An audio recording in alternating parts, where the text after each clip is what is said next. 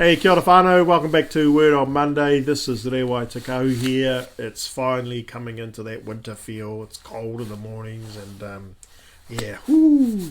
my mother's all just slowing down, and so I'm having to think about food health and soil health and fertiliser and all this type of stuff that go into the garden. And so let's transform that into transition that into thinking about our faith journey and what it means for the mother on our heart and the soil that's growing and the seed that's growing inside of us. Hey, click the like button, click the share button, and click that notification bell for more notifications if you want to get more information around this or other projects that we're involved in. This channel covers a lot of areas. We've got garden projects, we've got church activities, we've got wakahauru activities, we've got whānau activities, we've got papakaiing activities going on, and just trying to demonstrate how we integrate our faith into the livingness of who we are as a community. And today, kind of a nice segue into what we've been talking about over the last couple of months in the book of James. James is the brother of Jesus, one of the disciples. He was a key leader in the church in Jerusalem, and particularly after Stephen's stoning, we see in the book of Acts, the church gets dispersed out, and James is writing to this community that are dispersed, and it's a new faith, and they're trying to grow in their faith and understand their faith, but they're being challenged, and there's trials and being persecution against them. And here James is writing to them with this kind of backdrop and encouraging this folk. James chapter 1 is kind of like the foundation or the pūtake for the kōrero, the rest of the kōrero that comes out in the James book of James. So things around his tongue statements, he goes into it further. The relationship that we have with those that are rich and poor, and particularly for those in the faith, if you're wealthy, don't be oppressive in your wealth. Things around about kind of favoritism that we play, we like one group as opposed to other group, and so he's challenging all that about the believers in their time and setting, and in so doing does that for us today too. But the foundation to all that is this chapter 1, and it closes off talking about religion and faith and what is good religion and what is pure religion. Because what James is doing is he's setting up a context where it's one thing to hear the word and hear the scriptures and follow Jesus, but it has to be applied. The whole crux of what James is doing is that your faith that needs to be applied into the context that you find yourselves.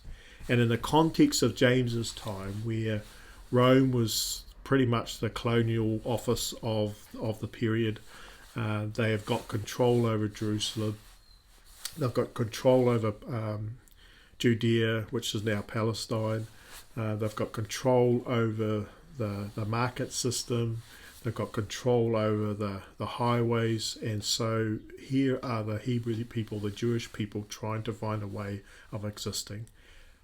Moreover, those who are now followers of Jesus are not only being persecuted by their own people, but they've been dispersed out of their holy city.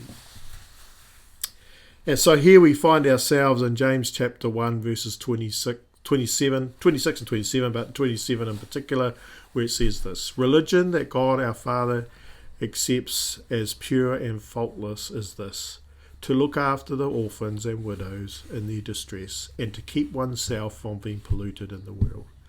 Let's reverse engineer this. James, as well as Peter, talk a lot about this. We are a new people. We are a royal priesthood, a holy nation. We're not. This world is not our home. It's a step to somewhere. Quite often we are tied to it so much that we lose sight of that. There is we're getting prepared for somewhere else. So our conduct here is to reflect that. And one part of that is that James is encouraging, despite what's going on for his people, despite what's going on in the context of the day for the Hebrew Christians, don't get caught up in it. Don't get polluted by the world. Don't get sucked in by the subtleties and the nuances and the language that comes and the the snares that are there that get so easily tangled up in. He says, keep away from it. Keep away from that stuff that leads you away from the Lord. And then he talks about this religion space. He doesn't give a definition of what religion he's talking about in this idea, although this word religion in its Greek context is only used a couple of times in the New Testament. So he is stating something about our practices, and religion in its sense is those external kind of compliance things that often is tied to, if you want to be part of our community, you have to do these things. So things like, your pilgrimage, you're praying 5 days a year, you're giving your tithes and offerings, your public praying, you're turning up to church, or all these external components that if you're just looking from outside looking in, you think, oh yeah, they must be all Christians, or they must be all this or that, and so forth. That's not the religion that James is talking about. The efforts, the man efforts, the human-centric efforts to try to be in or try to appease God, to try to balance the scales and hopefully tip it into the favour of ourselves. That's not what he's talking about. This particular religion has a focus firstly on this transformation that happens inside rather than external stuff. And as this transformation happens and the word is fed to us, it affects our conduct towards people. In other words, we have an influence in our community, a positive influence. And it's summed up by using that phrase, you care for the orphans and widows. It's a repetitive cycle and theme that we see through the Hebrew scriptures. The prophets are always talking about that. The heart of God is always talking about that. This idea that as you become his people, rather than setting yourselves up in a religious way or in a pious way or a self-righteous way, your conduct has to be mindful of those that are marginalised and disenfranchised and silent and on the fringes of our communities. That's the kind of religion that God requires of us. And so it's easy to watch true religion or not, because either our words give us away or our actions give us away. And so we turn up on Sundays and we go okay, but then we do other crazy stuff during the rest of the week. That's far from being someone who's supposedly meant to be a follower of God, the Father, Jesus Christ.